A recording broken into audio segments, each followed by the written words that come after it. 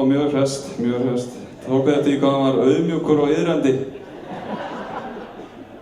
Tökkurinn í lögfræðingunum, ég vildi ekki lendi í þessum lögfræðingum maður. Ég ruggla alltaf blöðunum mín. Skálum á meðan ég kemur reglu á þetta.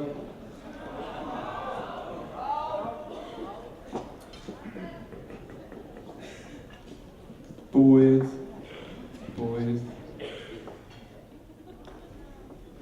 Já, heyrðu, ég held að þetta sé bara að vera búið. Nei, það er eitthvað eitt.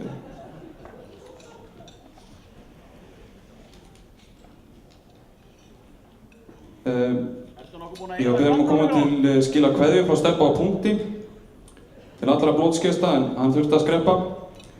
Hann er að byggja við hús þeirra vöku undir servíettusafnið hennar sem að Gísli veislustjóri tók fyrir Landanum og ekki alls fyrir löngu. En það er jo ekkert smá mál að hýsa safn af 1200.000 notuðum munnþurrkum, svo vel sé, sem minnir mig á það og Vaka bað mig að koma til skila að þurrka ykkur frekar handabakkið eða á skyrtuerminni.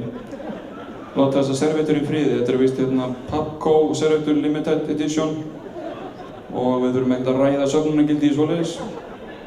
Talandi Landaþáttinn og Gísla, þá er þetta kærkomið og kjörið tækifæri til að þakka opinberlega fyrir að þú skildir klippa allt að finna og skemmtilega út sem ég sagði á þettunum. Og það var bara dramatíska og sorglega með. Ég held að þátturinn hefði átt að snúast það að ég liði slysið af, ekki öfugt. Á útfarar mars undir öllu viðtalinu.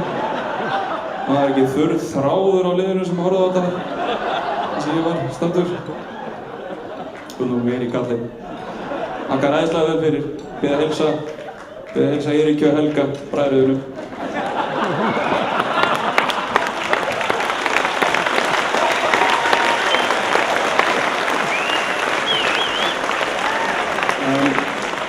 Góði gestir, það er málalinni.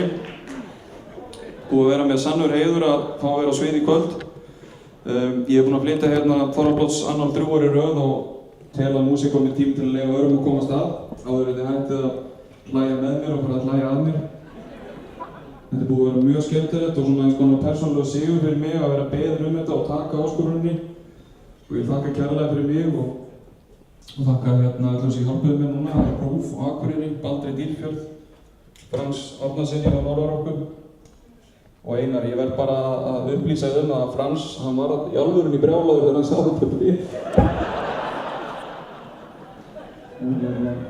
Ef að þú lendir í einhverjum flækjum, þá getur þú lengi lögfræðinginn að svara því hvað með lánaðan. Ég vil þakka Þorrablótsnefndinni fyrir skemmtilegt samstarf og Sverri Brandiði Brekku fyrir aðstoðinni við gerð annálsins. Nú, að lokum langar mig til að tileinka þennan flutning ungum syni Eyjafjarðarsveitar sem að snemma árs 2010 greindist með krabbamein en hefur nú sigrast á þeim ágesti. Við erum góðir vinir og þótt hann sé of ungur til að vera hérna í kvöld þá ættum við að skála fyrir honum.